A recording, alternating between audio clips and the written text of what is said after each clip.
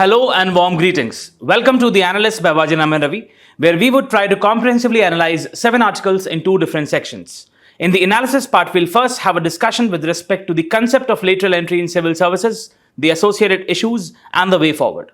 Then, in the second article, we'll have a comprehensive discussion with respect to the geophysical phenomena of glacial lake outburst floods.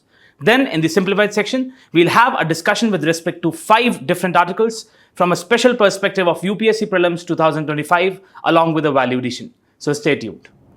Now coming to the very first article of the day, this is with respect to lateral entry, a catalyst for change.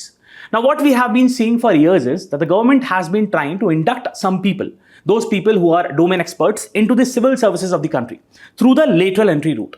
But this has faced a lot of political opposition, and it has also involved itself into legal processes. Now, this is basically hindering the potential transformation of the governance process in the country.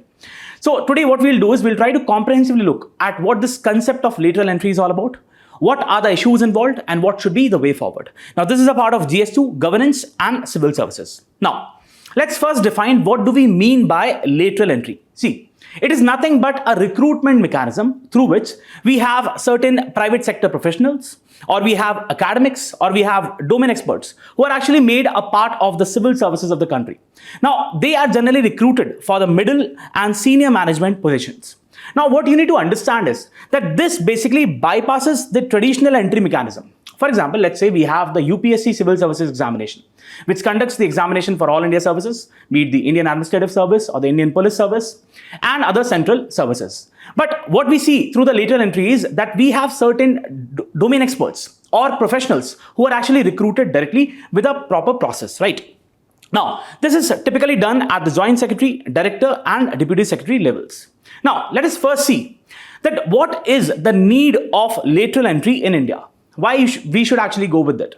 The very first is addressing the specialized requirement. See, with time, the complexity of the governance is increasing. We have new domains, be it the finance, be it the health, be it the cybersecurity. Now that requires domain expertise and knowledge, right? So peoples or professionals who have expertise in a particular area, they are more suited to perform that particular task. Moreover, what we are seeing is that there is the integration of a lot of technologies into the service delivery mechanism, be it the artificial intelligence or the digital technologies, or let's talk about the renewable energy, right? So we are focusing a lot upon renewable energy. So we have to basically integrate those professionals who have substantial knowledge with respect to these sectors, right? So we have to go with those professionals who have the requisite skill set. Second is filling vacancies in the civil services. Again, this issue has persisted for a year. According to the DOPT data itself, what we have is that there is almost a vacancy of 20% in the Indian Administrative Service, right? Now that is a very huge number. So in order to fill that gap, we need to go for these lateral entrants. Next is enhanced policy making. See, again understand that the kind of challenges which people in the private sector faces and the kind of solution they come up with, that is not the same with the government services, right? So if you integrate these professionals into the government service delivery mechanism, definitely there can be the sort of enhancement into the overall governance process. Again, what you need to understand is that once you will have these private sector professionals coming into the government services, they would basically infuse the fresh ideas or innovative approaches or practical solutions, right? Next is learning from global best practices. Take the case of US, right? So in the US, you have the United States president who basically appoints the head of the department as a secretary, right? And those people are nothing but the domain experts, be it the Secretary of State, be it the Secretary of Defense, be it the Secretary of Commerce, right? Also, we have in the US, the Senior Executive Services, right? So those are the people who are primarily made to formulate and implement the national policies, right? Or take the case of United Kingdom, or take the case of Singapore. All these countries have domain experts who are a part of the government. Next is that it enhances the efficiency and agility in the governance. Decisions are taken at a faster pace, right? As I told, that in the US we have the Senior Executive Service, or in the UK we have the Fast Stream program. Next is strengthening the public-private collaboration. See, what we're trying to say is that if you will integrate these private sector professionals into the government, they would act as a bridge between the private sector and the state. And then that would lead to fostering the synergy between these two pillars of the economy, right? So that is really important. Next is promoting competition and accountability. See, once you will have these professionals coming and joining the government, that they will basically induce the competitive spirit among the traditional civil services servants, right? The career bureaucrats. So again, that would enhance the performance of these career bureaucrats. Now, again, what is the importance of lateral entry in India? The very first is modernizing the governance. See, as we chart through the challenges of the 21st century, be it the climate change, be it the cybersecurity, we need the incorporation, the integration of these private sector professionals, right? Because again, they are the professionals who are actually driven by the efficiency, right? So they basically work upon those principles which enhance the overall productivity of the organization. So we need to basically make sure that they are a part of the government. Next is leveraging the professional expertise. See, again, we have domain experts in different areas, be it economics, be it law, be it data science, be it technology, be it renewable energy. So we need to basically integrate these people so that they can actually work upon those policies, come up with those ideas, frame those policies which are based on evidence, what we call as evidence-based policy making, right? Next is catalyzing the administrative reforms. See, even the Niti Aayog, in its report of Transforming India, it says that we need to infuse meritocracy. We should basically go for those people. We should basically integrate those people into the governance structure who are sound with respect to a particular domain, right? And we need to basically do away this bureaucratic inertia, right? Next is bridging talent gap. So what we see is we have a lot of ministries and departments in the country who are having dearth of experienced professionals. That is, those professionals who are domain experts. And that was the reason that in the year 2019, there was a requirement of almost 9 people at the level of joint secretary, right? Next aspect is strengthening the public service delivery. See, we have many domains, be it the healthcare or be it the digital governance, where slowly what we are witnessing is that there is an increasing pace of integration of technology, be it artificial intelligence or blockchain. Now, this requires those professionals who are skilled in these domains, who have the requisite skill set, right? Now, what are the challenges to the lateral entry in the country? The very first is lack of institutionalized mechanism. See, the kind of process, the kind of recruitment process we are having for these people at senior positions, that is on an ad hoc basis, right? So it is without a clear set of guidelines. It is without a structured mechanism. So that creates a lot of confusion, right? And again, if you don't have a robust process, obviously it would affect the credibility and acceptance among the people, right? Among the people at large. Next is resistance from the bureaucracy. See, again, we have the career bureaucrats and they perceive these professionals who are coming from outside as outsiders. And this creates a feeling of friction within the departments. And this obviously then affects the efficiency of the overall working, right? Next aspect is the political influence and patronage. See, what we have been seeing is, and there have been allegations, that the kind of people who are being recruited through the lateral entry, they have strong political affiliations. So it is not the merit which we are looking into. It is basically the political affiliations. Now, this basically creates a question mark, and this undermines the credibility of the whole process. Next aspect is lack of accountability and performance metrics. See, for the career bureaucrats, let's say the Indian Administrative Service officers, we have a proper system, a robust performance appraisal report system. But that is not the case with these professionals, right? So there is an absence of a robust monitoring system, robust appraisal system for these professionals. So it creates a confusion.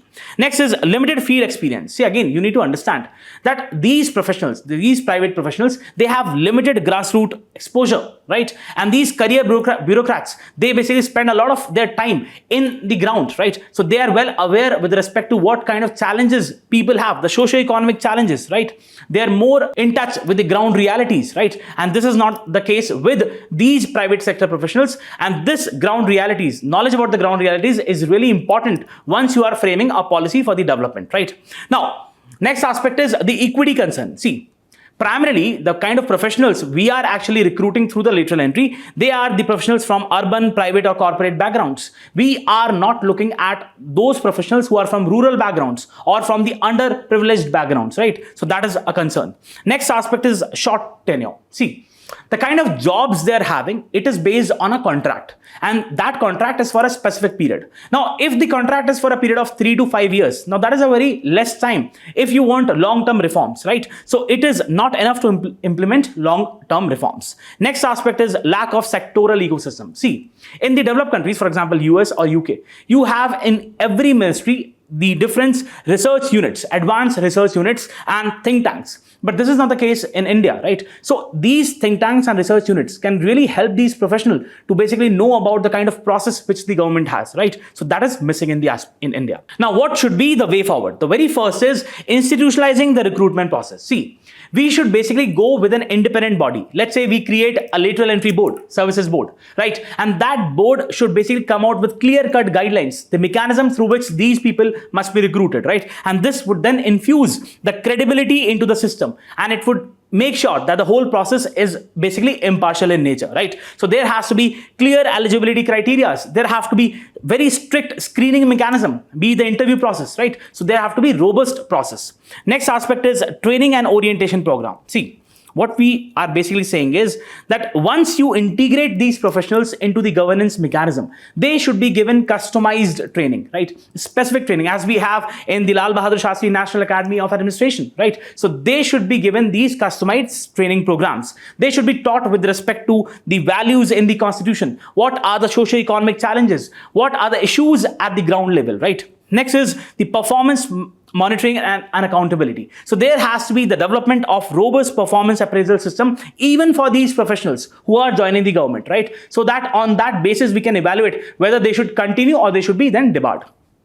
Next aspect is that there has to be annual review on the basis of the key performance indicators. And again, we should have an independent oversight with respect to these mechanisms.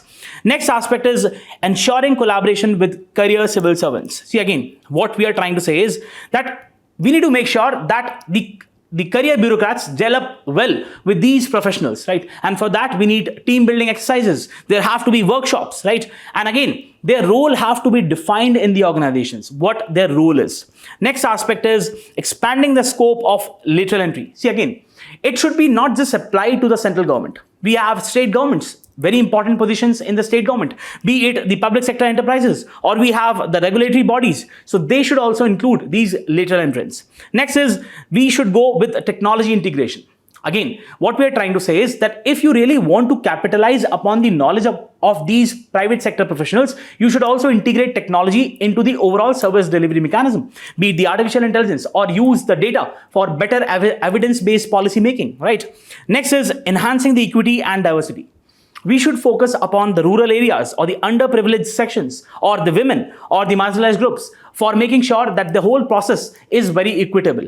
Next aspect is addressing the public perception and political neutrality. See, the process should be based on merit rather than the political considerations. We should make sure that the kind of people we are integrating into the governance mechanism through the lateral entry, they are really having that kind of skill set with them. And it should not be based upon the political affiliations. So what we see is definitely, see, lateral entry as a sort of a mechanism, it has definitely a lot of potential with it, but there are a lot of issues. We need to come up with more institutionalized framework, a more robust framework for the recruitment process. We need to make sure that the career bureaucrats, they have proper skills with respect to the technology. We need to make sure that there are proper techniques so that these career bureaucrats gel well with these professionals, right? And again, if we just try to implement these measures, definitely we can have a scenario where the lateral entry gives a transformation. It transforms the overall governance process. So this is what you need to know with respect to this article. Let's have a mains practice question. The question says, critically examine the concept of lateral entry into the civil services in India,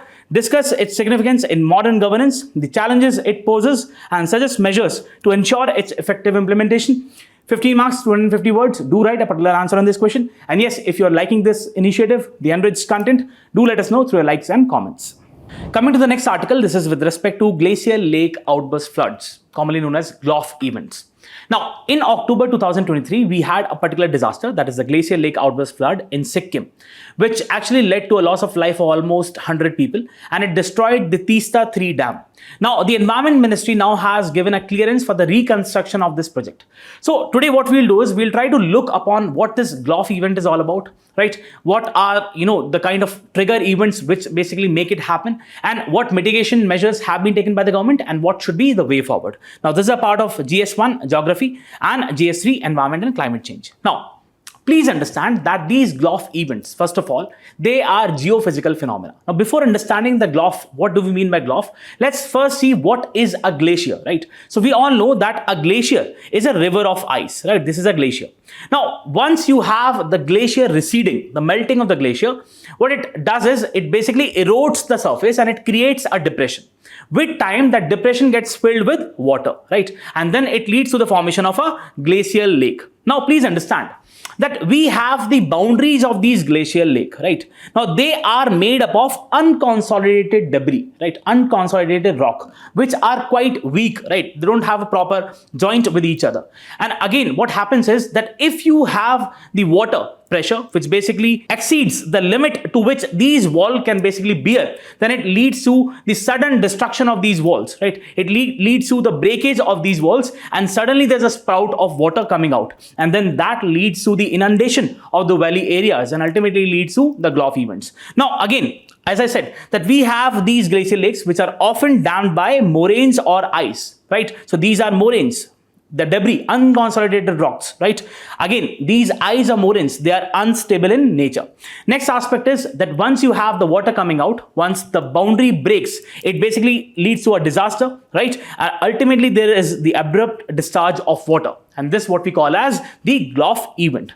Now, it can be triggered by different events, right? For example, let's say climate change. How is climate change responsible? See, the formation of glacial lakes is obviously a natural process. But if you have the climate change, if there's a rise in the temperatures, obviously what we'll have is the greater melting of the glaciers, and it then would lead to more water into these depressions. And then there would be a time where the pressure exerted by the water is so much that these moraines or these boundaries cannot bear, and ultimately these boundaries would break. So ultimately what we have is climate change is a factor causing the GLOF events. Next is earthquake. Obviously, if we have a seismic activity, definitely it would make the land more unstable, and again the boundaries can break. Next is glacial calving. What do we mean by that? So if we have a piece of ice, right, if it falls, right, definitely it would then sprout, it would make the water to come out, and then that could trigger a GLOF event. Next is breakage of terminal moraine, as we just discussed. Because of the pressure, if the terminal moraine breaks, definitely it would lead to GLOF event. Now, as I said, that the GLOF events, they unleash large volumes of water, sediment and debris downstream, which basically leads to the loss of life of many people, right? And obviously, it leads to the destruction of the infrastructure, the roads, canals and everything. Now, why these GLOFs are under the spotlight? That is why we are witnessing the increased frequency in these GLOF events. See, we have a report by the International Center on the Integrated Mountain Development, which basically is looking at the Hindu Kush mountain range. Now, it says that there are almost 8,000 glacial lakes in these particular areas, the Hindu Kush mountains, right? Hindu Kush Himalayan range. Now, out of them, we have around 200 which are very dangerous, right? And therefore, they can basically possibly lead to a sort of GLOF event.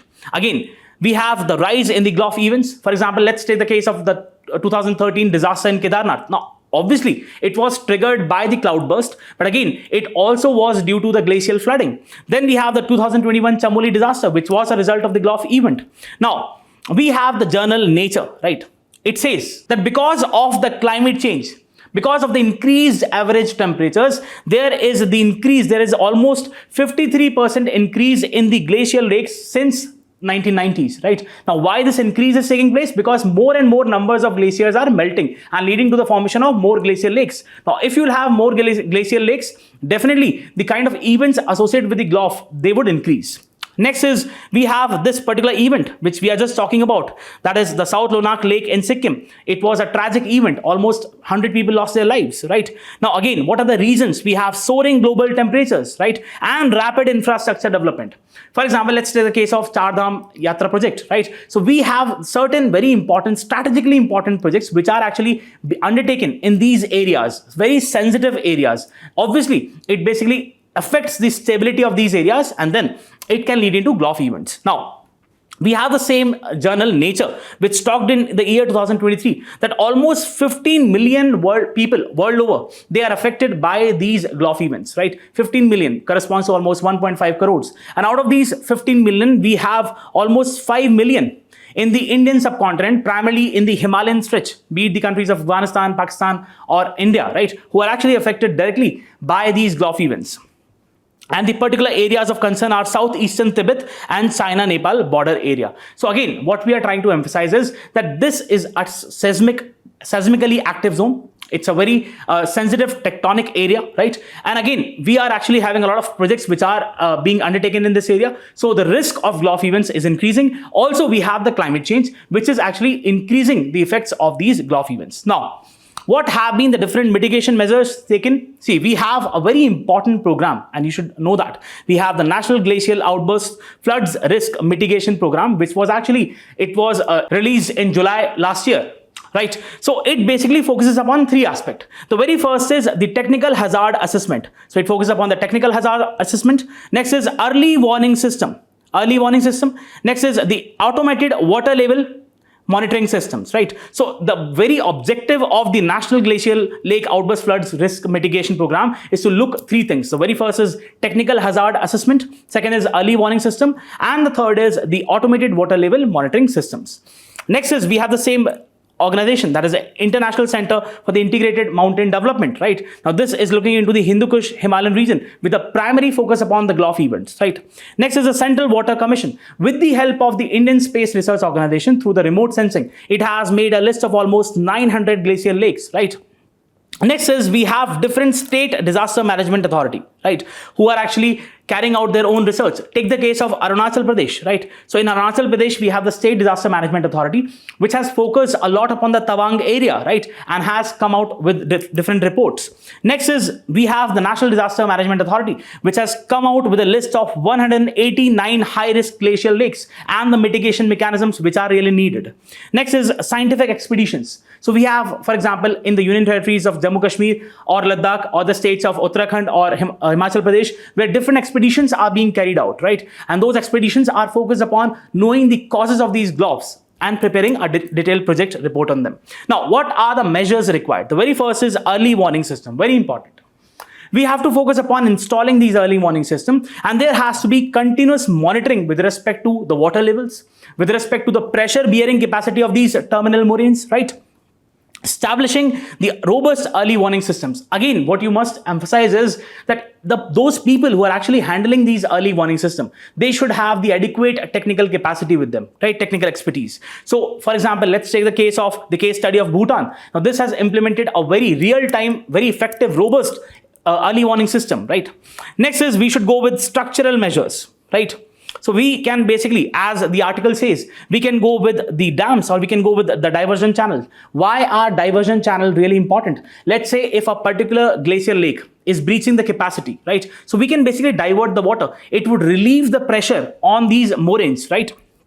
Protective barriers or embankments can be created. And again, this would lead to the strengthening of the moraine dam. Next is community preparedness, very important. See, it is ultimately the community which is living, the local community which suffers, right? So adequate awareness should be given to them, be it the mock drills, right? Adequate preparedness. They should be given knowledge with respect to the risks they are facing, with respect to the preparedness which is required, right? Developing and practicing the evacuation plans, conducting the public awareness campaigns. Next is climate change mitigation. Again, we are actually focusing upon the renewable energy technology. We are focusing upon the adaptation, mitigation measures. We have to make sure that there is the reduction in the greenhouse gases, because if the amount of greenhouse gases would increase, it would increase the average temperatures, and then that would lead to the enhancement in the glacial lakes and ultimately the GLOF events. Next is cooperation. See, again, we need to emphasize upon this aspect that, see, we have these Himalayas and almost all the countries, we have Afghanistan, we have Pakistan, we have India, we have China, almost all these countries faces the risk of these GLOF events. So there has to be a regional approach, right? So again, what we are emphasizing is definitely these events have become a very serious geophysical phenomena, and we should focus upon these mitigation measures so as to make sure that the whole community has proper training with them, right? And we should also focus upon these early warning systems. The technical expertise should be given to the local people, to the management authorities, right? So as to make sure that we can mitigate the ill effects of these events and make sure that these events are minimized and handled properly. So this is what you need to know with respect to this article. Let's have a mains practice question. The question says, the Himalayan region is prone to devastating glacial lake outburst floods. Highlight the measures taken to mitigate its effects and the additional efforts required. 15 marks, 250 words. I also have MCQ. So it says, with reference to the GLOF events, consider the following. Glacial lakes are typically dammed by stable materials like ice and sediments composed of loose rocks and debris. Seismic activity can disrupt the fragile balance around the glacial lakes, leading to their sudden release of water. Intense and prolonged rainfall in the region can contribute to the rapid expansion of the glacial lakes, increasing the risk of GLOF event. Options 1 and 2, 2 and 3, 3 only, none. Do let me know what's the answer for this. Let me know who answers first in the comment section. Now, coming to the simplified section, we have this first article, which is basically saying that we are going to have the union budget very soon. Now, these two authors are giving few recommendations because India has its own commitment with respect to averting the ill effects of climate change. Now, what they're saying is that we should go with certain recommendations that should be a part of the union budget so that we can fulfill our commitments. Now, why this article becomes really important is because, see again, when we talk about the way forward in the climate change related questions or the environment related questions, now this gives you a really new perspective away from those monotonous answers, right? So this become really important. Now, the kind of recommendations which have been given in this particular article, they are, for example, that we should basically invest more upon the PM Surya Ghar Bijli Yojana, right? Now, that is a particular scheme which focuses upon the solar rooftops in the residential areas. Then it says we should focus more upon the circular economy. Then it says that in order to avert the ill effects of the carbon border adjustment mechanism of the EU, we should come up with the climate fund, right? So as to make sure that our exports are not hurt. Then it also talks about enhancing the production linked incentive schemes for the solar modules, right? So we'll look into different, recommendations. We'll also have the value additions, right? So that can be really helpful for your prelims. Now, what the article says is, as a nation grapples with increasing events, the extreme weather events, we have this opportunity through the financial year 26 budget to incorporate some of these suggestions. Now, we already have our nationally determined contributions. Now, this becomes really important. Two things, the Panchamrit goals and the nationally determined contributions. See, again, understand that the first NDC which were there, which were released in the year 2015, they basically talked about reducing the emission intensity by 33 to 35% from the 2005 levels. Then it said that the share of the non-fossil fuels in the installed electricity capacity should be 40% by the year 2030. Then it talked about the carbon sink, that is creation of almost 2.5 to 3 billion tons of additional carbon sink. Now, then we had a particular update in the year 2022. Now, this particular 33 to 35% has been enhanced to 45% reduction of the carbon emission intensity to 45% from the 2005 levels. Then it also says that the share of the non-fossil fuel installed capacity should be increased to almost 50%, and this remains the same, right? These are the updated NDCs, right? So do remember. Next aspect is the Panchamrit goals, right? So what the Prime Minister said in the COP26 at Glasgow, he said that the non-fossil fuel electricity installed capacity should reach to 500 gigawatts. Then it said that at least 50% of the total electricity capacity should come from the non-fossil fuel sources. Again, understand, this is a part of the NDC. However, the first is not a part of the NDC. Next is reduction of 1 billion tons of carbon dioxide equivalent from cumulative projected emissions between now and 2030, not included. At least 45% of the reduction in the emission intensity of GDP, it is included. And net zero stated by 2030, never intended to be a part of the NDC, right? So again, these are the things which you should be aware about. With a total renewable energy installed capacity of around 203 gigawatts, far short of the 2030 target of 500 gigawatt, accelerated investment and policy support are imperative, very much needed. Now, again, the focus upon this article is the Pradhan Mantri Surya Ghar Muft Bijli Yojana, right? So first, what they have said is that the PM Surya Ghar Muft Bijli Yojana needs a comprehensive review. What is the review required? Well, the scheme has seen around 1.45 crore registrations. A lot of registrations have happened. The completion rate is of just 6.34 lakh, and this corresponds to just 4.37%. Indicates the presence of significant implementation gap in this particular scheme. Now, what this particular scheme is all about, let's talk about this. So again, the kind of benefits which people are, again, it's a solar rooftop scheme for the residential areas, right? Now, the household will be able to save electricity bills. Household can earn the additional income through the sale of surplus power to the power distribution companies, which it would result in the addition of almost 30 gigawatts of solar capacity through the rooftop solar in the residential sector. So these are the points, just have a look, and these are very important, can be really important for your prelims, right?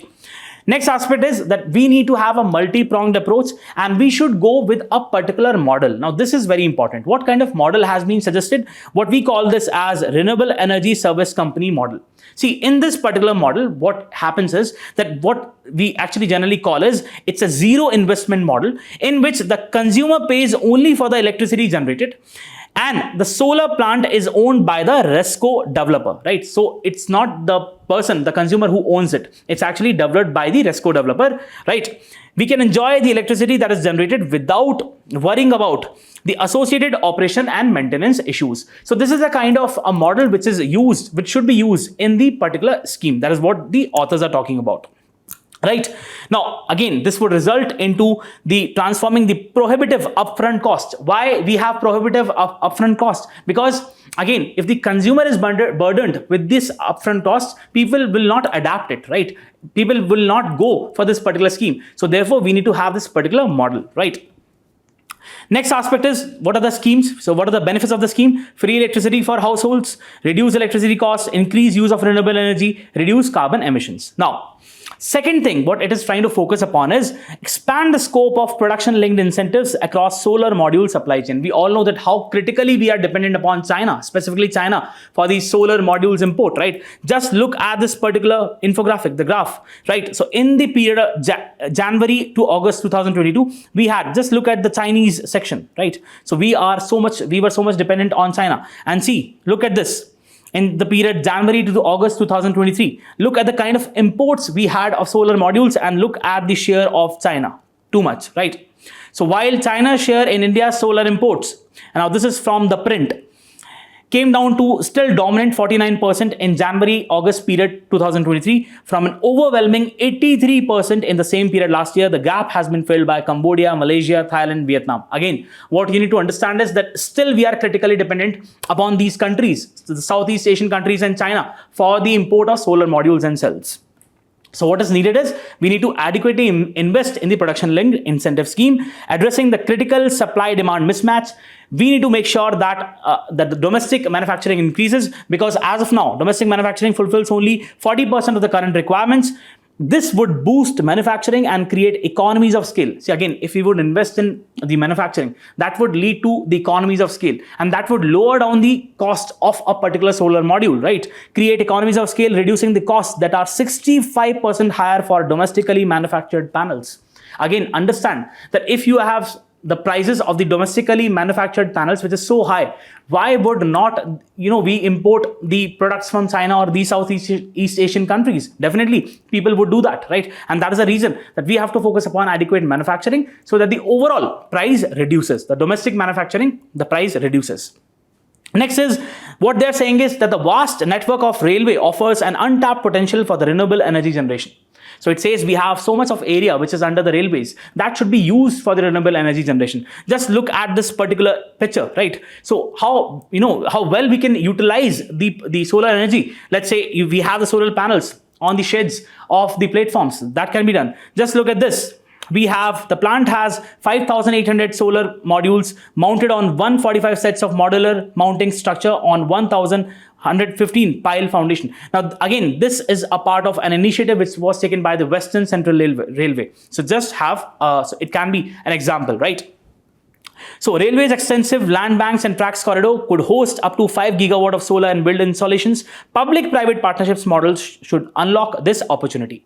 Next aspect is that of the CBAM, right? Now, please understand first what the CBAM is all about. What European Union is trying to do is, it is trying to impose a certain penalty on the kind of imports from those countries which have less stringent environment norms. So it is saying that we would impose a certain type of penalty because you're not actually bearing the environment costs, but we have our industries in the EU who are actually paying more, right? Who are bearing the environment costs. So we would basically levy that amount so that you can basically equate with the kind of production we have in the EU, right? So that is, for example, just look at this. Several sectors need to buy certificates to compensate for the greenhouse gas emissions. What are these sectors? Cement, steel and iron, aluminium, fertilizers, electricity, hydrogen producers outside the EU. Once they would come at the border, right? EU border, they'll have to buy the certificates. And again, the national competent authorities would basically sell the certificates to them, and this would lead to obviously more revenues for these countries. European Union's CBAM would take effect upon January 1st, 2026. Do remember, important. Now again, this necessitates urgent budgetary interventions to protect the export competitiveness. See, please understand that the kind of products which would be subjected to the CBAM penalties, they amount to almost 8.22 billion annually, right? And this would face carbon levies to the range of 20 to 50%. So much of carbon levies would be there. This presents an existential challenge for India's micro, small and medium enterprises, right? Which basically have a contribution of 30% to the GDP and 45% to the exports. Just look at the kind of information this article is providing to you. Very important. The data becomes really important. The recommendations become really important, right? So what it is trying to say is that we can establish a fund, which is the Climate Action Fund, which is modeled after the Japan's Green Transformation Fund for the industrial decarbonization, right, across the most vulnerable export sectors. So the fund can be used to make the whole sectors decarbonize, and ultimately if the sector would be decarbonized, definitely they would not attract the penalties under the CBAM, right? Next aspect is the circular economy. It is focusing upon circular economy. What does it mean? See, again, it includes the overall process, the recycling, the refurbishing, right? So again, once you have the raw material, then it goes to the design, then the production, then distribution, consumption, repair, reuse. From here, what we have is the circular cycle: collection, recycling, residual waste. So this is what we call as circular economy. Accelerate transition to circular economy. What we have is the Council on Energy, Environment and Water estimates that the benefit of adopting the circular economy. Whenever you have a question with respect to circular economy, you can use this particular data, very important. Can yield an annual profit of almost 624 billion US dollars for India by 2050, reducing the greenhouse gas emissions by almost 44%. Again, investments in recycling infrastructure are really needed, and refurbishment technologies, primarily when we talk about the electronics, right, can encourage the businesses to invest in recycling and refurbishment. Establish a sovereign green bond framework, so that can be established for financing the circular economy infrastructure, right? Next aspect is that of the insurance. Very important aspect. It says that we need to strengthen the climate resilience. The insurance penetration in the country is quite low. Now, what is insurance penetration? Now, this is measured as a percentage of insurance premium to the gross domestic product. Then we have the other term, insurance density. I have given this for the value addition part so that you can know it, right? It is basically calculated as a ratio of the premium to the population, per capita premium, what we call as. Now, if you look at this particular insurance penetration across different nations, it is just 3.8% for a country like India. India has extremely low penetration owing to the lack of financial literacy and low household income. Global average is almost 7.2%. For the countries like US, it is almost 11.4%. Vast difference. So we should focus upon the insurance penetration. According to the Insurance Regulatory Development Authority of India, 2023-24 report, it has declined from 4% in 23 to almost 3.7%, right, in 24. It could offer, we can offer tax deductions to insurance companies so that on the income they're generating from the climate linked policies, right? So give tax incentives to these companies who are providing the insurance with respect to these climate related policies. That would help increase the insurance penetration. Lower the GST rates on the premiums for insurance products for climate resilience. Then finally, what it says is that we should standardize the green finance definition. There's a need to standardize the kind of definitions we use in the overall finance, green finance, right? Help build the investor confidence, help India to achieve its nationally determined contributions by 2030, allocate funds to build the institutional and technical infrastructure which is required to implement the climate finance taxonomy, the kind of the usage of words we have in the climate finance. Again, these are the kind of recommendations which you can incorporate in your answer and give as a way forward. This is what you need to know with respect to this particular article. So coming to the next article, this is with respect to the appointment of the Chief Election Commissioner. So we have Mr. Rajiv Kumar, who is going to retire soon, and therefore the process of the appointment has begun, right? So again, let's go into the history and just look at a very important case which was related to the appointment of the election commissioners, right? So it was the Anu Barnwal case versus Union of India, where the Supreme Court said that the process has to be more transparent, it has to be impartial, right? And it said that a committee which consists of the Prime Minister, the Chief Justice of India and the Leader of Opposition should basically be a part of that selection committee to appoint a particular person as a chief election commissioner and the other election commissioners. Now, this was actually obviously not liked by the government, and therefore the government came up with its own law, that is the chief election commissioner and other Election Commissioners, Appointment, Conditions of Services and Term of Office Act 2023. Now, this prescribes the process through which the appointment to the Chief Election Commissioner position and the other Election Commissioner position is done, right? So the appointment committee, the CEC and the election commissioners will be appointed by a selection committee which comprises of the Prime Minister, Leader of Opposition and the Union Cabinet Minister nominated by the Prime Minister. Now this obviously gives us the notion and it tells us that there is a dominance of the executive. Still, there's a dominance of the executive in the appointment of the Chief Election Commissioner and the other election commissioners. Eligibility criteria, the Act does not specify any detailed description or qualification, but emphasizes the need for individuals who have substantial experience in the governance and administration. The CEC and the election commissioners would have a fixed tenure of 6 years or until they reach the age of 65 years, whichever is earlier. Resignation and removal, they may resign by submitting a written notice to the president. The CEC can only be removed through a process similar to that of the removal of Supreme Court judge, right? So it's actually not impeachment. In literal sense is not impeachment, what we call as the removal process. The word impeachment is only used for the President of India. Other election commissioners can only be removed on the recommendations of the Chief Election Commissioner, right? Salaries and allowances, the CEC and the other election commissioners will have salaries, allowances, privileges equivalent to that of Supreme Court judge. This information becomes really important, can be asked in the prelims. Do pay attention. These will not be altered to their disadvantage during their tenure. Prohibition on post-retirement employment. Again, what the Act says is, after demitting the office, right, the CEC and the election commissioners are barred from holding any office of profit under the government of India or any state government. But still, they can basically have a position, a role in a private organization or somewhere, right? So that is a concern. The Act reaffirms the constitutional mandate of the Election Commission of India under Article 324 to conduct free and fair elections in the country, right? It grants the CEC and election commissioners the authority to make decisions collectively, right? So this is what you should know with respect to the prelims. Now, what the article says is, with the Chief Election Commissioner, Mr. Rajiv Kumar, set to demit office on February 18, the Union Law Ministry has recently set up a search committee headed by the Law Minister Arjun Ram Meghwal. Again, we have a particular search committee, then we have a selection committee. Do not get confused, right? The search committee would shortlist the names to be considered by the selection committee comprising of the Prime Minister, the Cabinet Minister and the Leader of Opposition, right? The Chief Election Commissioners, and on what basis we are doing that? We have this particular act which we just studied. The Chief Election Commissioner and the other election commissioners, Appointment, Condition of Service and Term of Office Act of 2023. Now this procedure, again, understand that we already use this particular procedure for the appointment of election commissioners, right? Now, this was used for the appointment of the commissioners Ganesh Kumar and Sukhbir Singh Sandhu. But till now, it has not been used for the Chief Election Commissioner, and this would be done for the first time. The new appointment process for the appointment of CEC will be used for the first time. Prior to the enactment of the law, the CEC was usually appointed by elevating the senior most election commissioners. But now this process has to be used.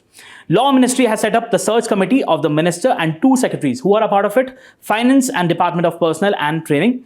As per the provision of the Act, the search committee would soon shortlist the 5 secretary level officers for the selection committee to select from. The Act gives the selection committee the option of selecting a name from outside the panel of 5 as well, right? So there's a possibility that you have the senior election commissioner, who is the senior most election commission. That person can also be appointed, but it has to be through this particular process.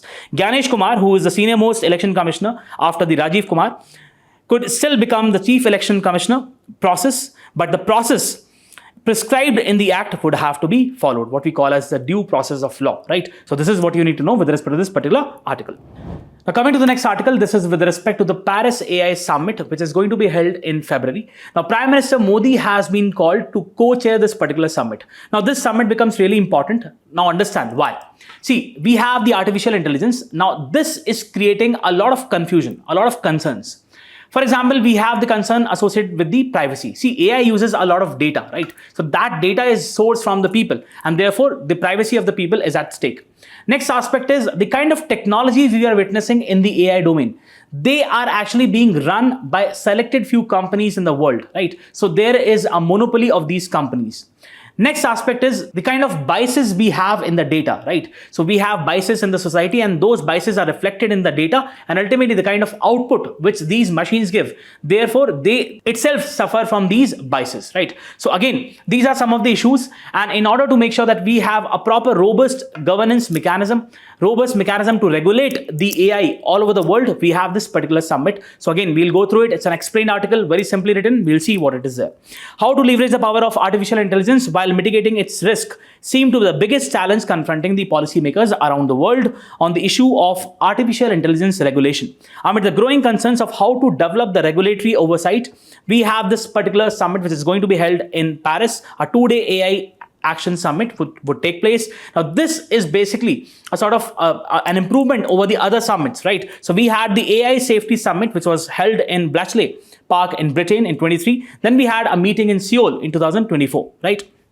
Now, in the Glacial Summit, it resulted in all 25 states, including the United States and China, basically coming out with a Glacial declaration on AI safety, right? The Seoul Summit saw 16 AI companies making a voluntary commitment to develop AI in a transparent manner.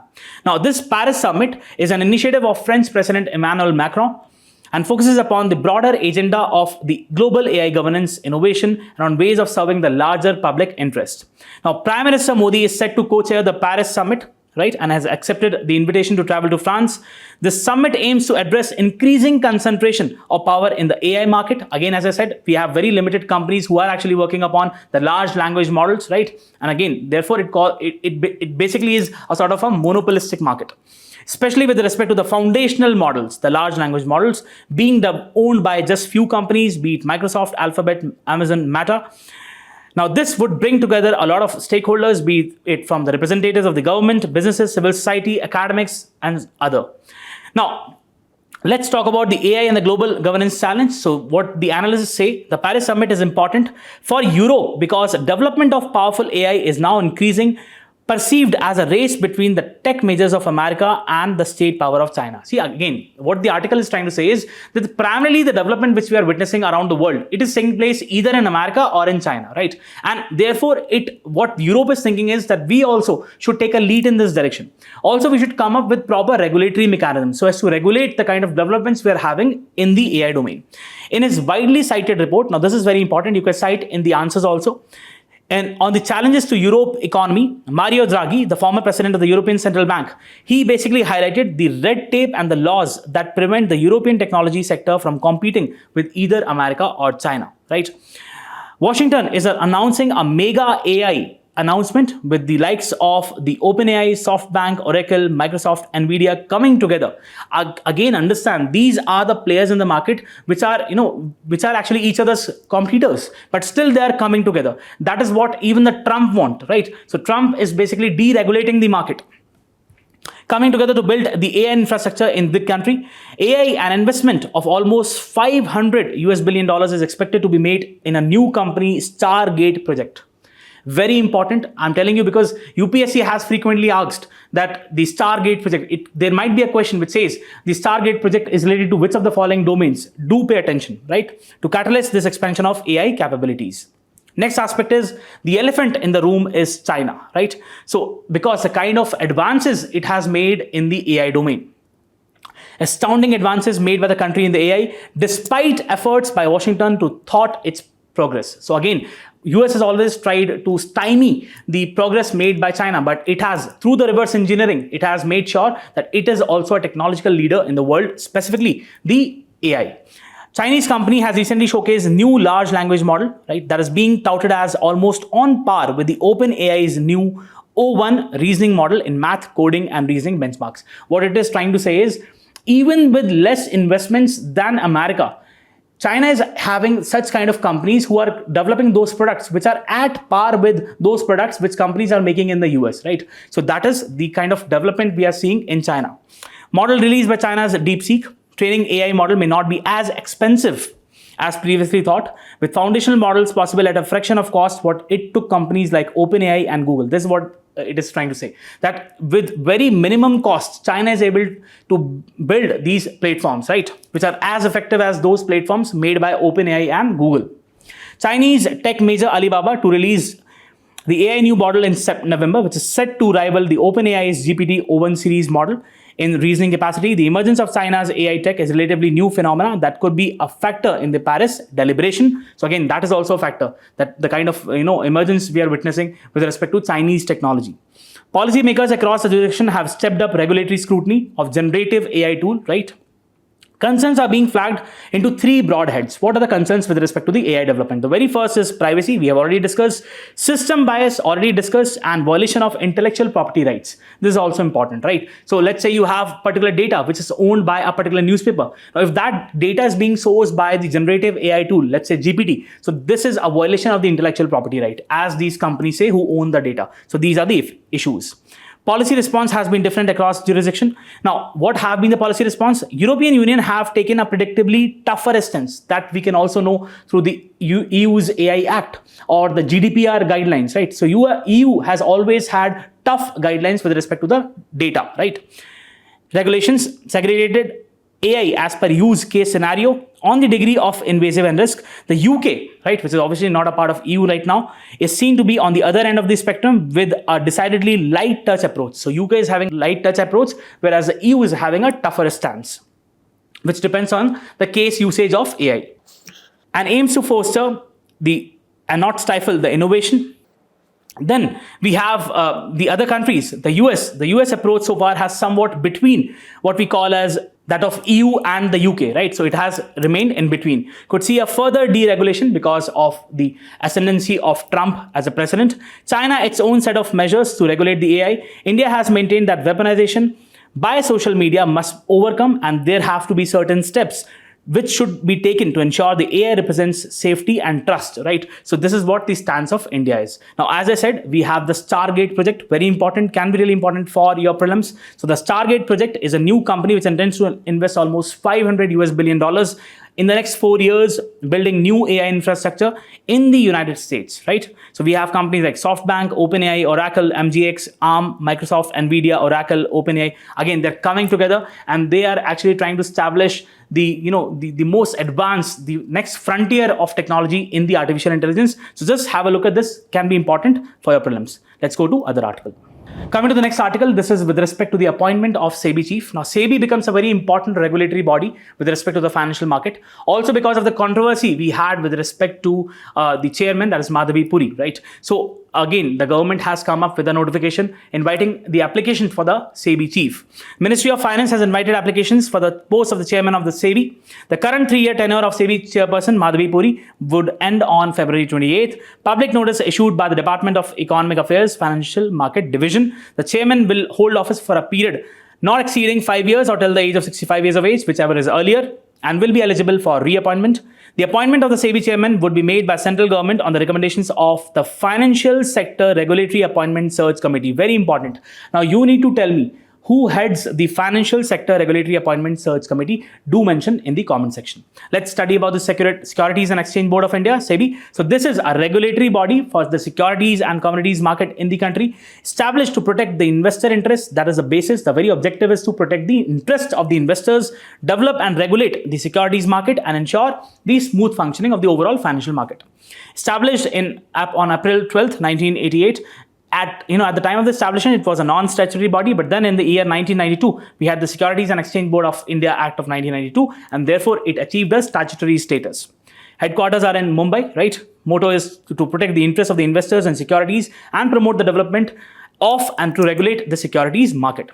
What are the different functions? So we can categorize into different heads. The first is protective functions, prohibit the unfair trade practices like insider trading, promoting the investor education and awareness. Next is regulating the substantial acquisition of shares and takeover by different companies.